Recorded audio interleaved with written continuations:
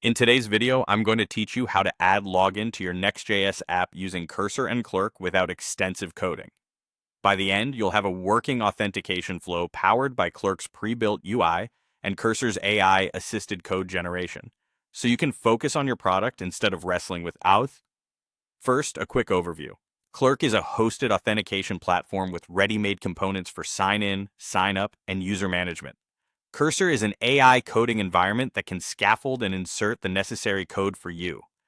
The plan is simple. Configure Clerk in its dashboard, grab your API keys, add them as environment variables in your project, then ask Cursor to wire up Clerk's provider and UI components like user button and sign in button in your Next.js or React app.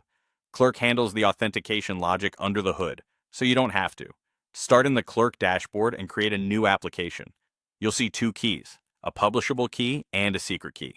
Keep these private and never share them. Copy them into your project's environment file so your app can talk to Clerk securely. If your app was already running, restart it so the environment updates are picked up. That's all you need on the configuration side. Now open your project in Cursor. In the chat panel, clearly describe what you want. For example, ask Cursor to set up Clerk in a Next.js app by adding the Clerk provider at the root and inserting basic UI components. Cursor will propose changes, review them carefully, and accept them once they look right. At the root of your app, Cursor should place the Clerk provider. In a Next.js app, that typically wraps your main layout so that every page has access to the API's context. From there, ask Cursor to add a sign in button somewhere visible, such as the header or navigation. This button triggers Clerk's hosted sign-in flow, including email or social providers you enable in the dashboard. Also add a user button which shows the current user's avatar and a drop-down to manage the account or sign out. Once those elements are in place, run your app and click the sign-in button. Clerk will guide users through the entire process.